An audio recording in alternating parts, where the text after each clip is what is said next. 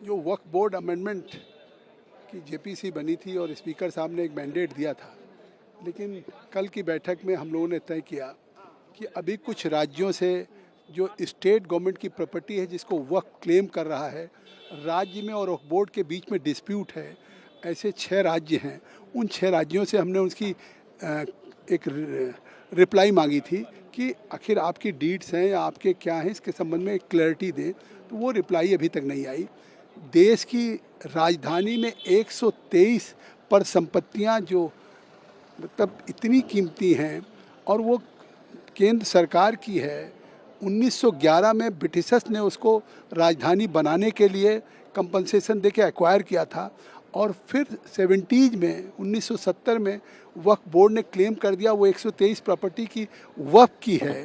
तो ऐसी परिस्थितियों में फिर 2014 में जिस दिन इलेक्शन डिक्लेयर हो रहा था उस समय की सरकार ने एक कैबिनेट करके कि हम 1 रुपये प्रति एकड़ पर एनम हम उस 123 प्रॉपर्टी को दे रहे हैं और हैंड ओवर करने की, वो कोर्ट ने स्टे कर दिया। नहीं तो आज 1 लाख करोड़ से ऊपर की गवर्नमेंट की प्रॉपर्टी आज वक्फ की हो जाती।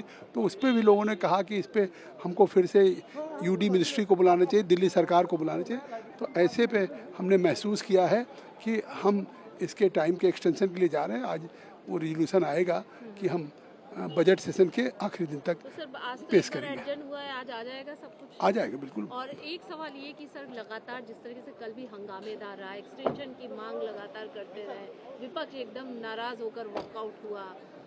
हालांकि ये कोई पहली बार नहीं, लगातार यही कह रहे हैं कि ये तो देश की जनता को सोचना चाहिए। नहीं जा रहा है, हमें समय नहीं दिया जा रहा है, लेकिन आप लोग की तरफ से अब समय भी दिया नहीं, देश की जनता को ये सोचना चाहिए कि जब लगातार ज्वाइंट पार्लियामेंट्री कमेटी की बैठकें हो रही हैं, एक एक दिन में ऑन एन एवरेज 7 घंटे 8 घंटे बैठकें होती हैं, 29 बैठकें हो चुकी, मोर देन 125 आवर्स से ज़्यादा बैठ चुके। देश के महाराष्ट्र, गुजरात, तमिलनाडु, कर्नाटका, तेलंगाना, उड़ीसा, असम, इतने राज्यों में जा चुके। सभी वक्फ बोर्ड और माइनॉरिटी कमीशन, गवर्नमेंट ऑफिशियल्स और स्टेक होल्डर से हम मिल चुके।